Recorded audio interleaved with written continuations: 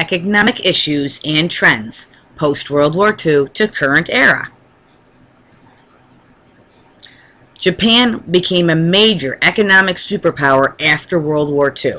The United States helped to rebuild Japan, and many American factories and businesses invested in Japan.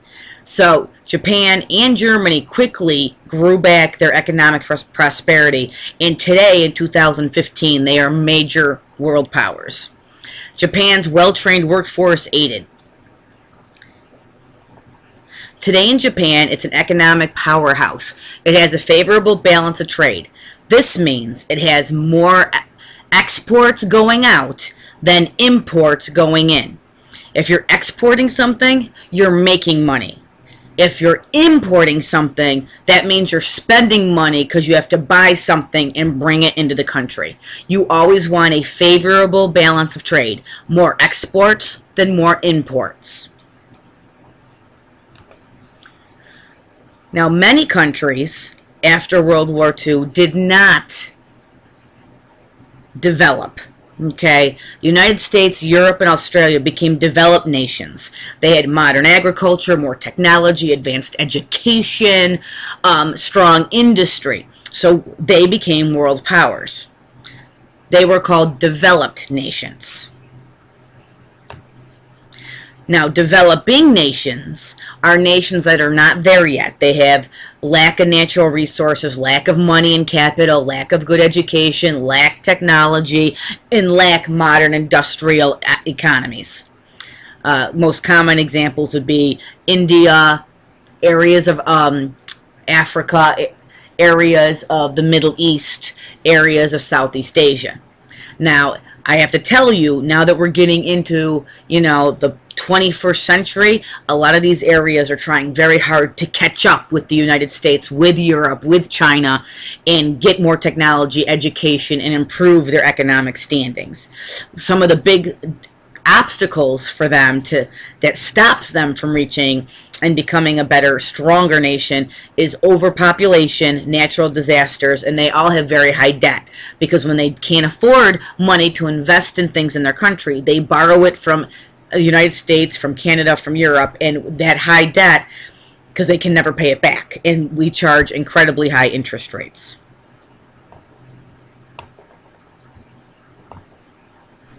India has a mixed economy.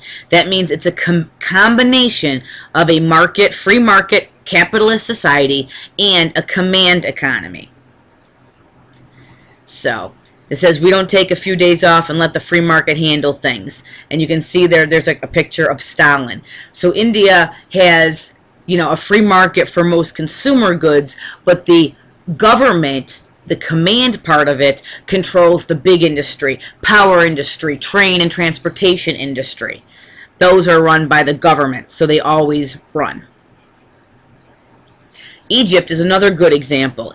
All right, he has free market economics. Anwar Sadat was the ruler of Egypt and really changed the whole country and how it was seen.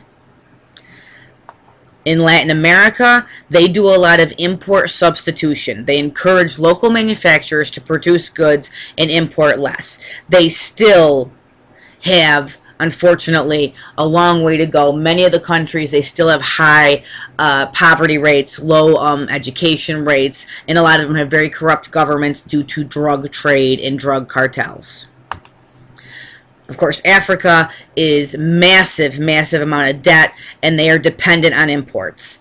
And you can see there two of the major problems with Africa is the debt, and also poverty, AIDS, hunger, and government corruption. 2 years ago, the United States, along with most European nations, actually erased Africa's debt. They told Africa, you do not need to pay us back the money you've owed us for the last 60, 70 years. We are erasing that debt. You can start all over again. The problem is that many African countries have corrupt governments that are still stealing from the people. Instead of investing taxes and things of that nature, money made by corporations, they are using it to line their own pockets. China is a huge economic superpower in the world. It has the second largest economy, but most of the people there are poor. They do not have it anymore, but for many, many, many years, they had a one-child policy, which families could only have one child because that's all they could afford. Because of this, boys were seen as more important than girls, and this led to gendercide, or the killing of female babies, or they would leave them and they would go into an orphanage. There literally are thousands of orphanages in China even today filled with baby girls.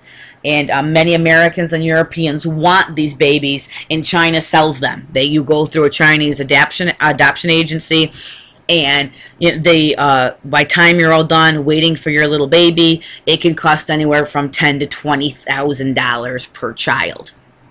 So, but China today is a huge economic superpower, and they are going more and more to a free market society. The government does control everything. Even Walmart in China is controlled by the government, but they are trying to get more and more capitalist society involved in China through baby steps. Now in Europe, they formed the European Union, and most European countries, not all, and you can see there by the map, but most European countries are involved in the European Union, which is an economic and political union of 27 members, and it increased interdependence between nations and reduces trade barriers. The biggest thing with the European Union is they decided to all have the same currency called the euro. So now you can travel within any of those countries in Europe, and instead of always worrying about switching over your money to whatever the currency is for that country, you can use the euro. So it makes it a lot easier for tourists to spend their money in stores and on shopping while they are in Europe. The problem with this is that since they're all using the same currency, since they're all linked economically, when one country starts to go bankrupt, they all start going bankrupt.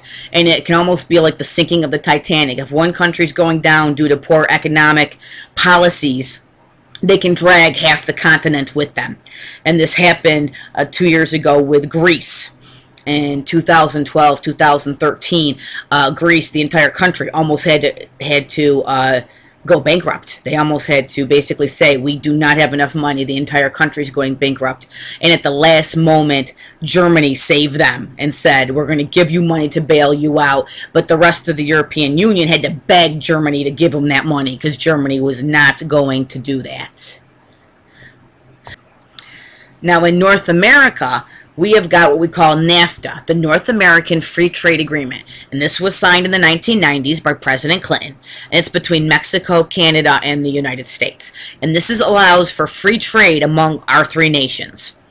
It reduced trade barriers, which was supposed to make American money. Unfortunately, something that happened was that many American businesses, realizing that by shipping their factories to Mexico, they did not have to pay a minimum wage.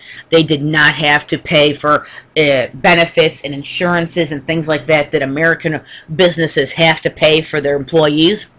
Many businesses moved their manufacturing and their factories to Mexico to stop paying American prices, American wages, American benefits. And this was very devastating for the car industry, because now if you look at many cars, and it'll tell you on the inside driver's side door where they're made, and many of them, and when you think they are American companies like Ford, it actually says assembled in Mexico, because they have shipped their factories down there, and hundreds of thousands of American workers lost their jobs because of this. So free trade agreements are not always a good thing for U.S. businesses. You really have to be careful for that.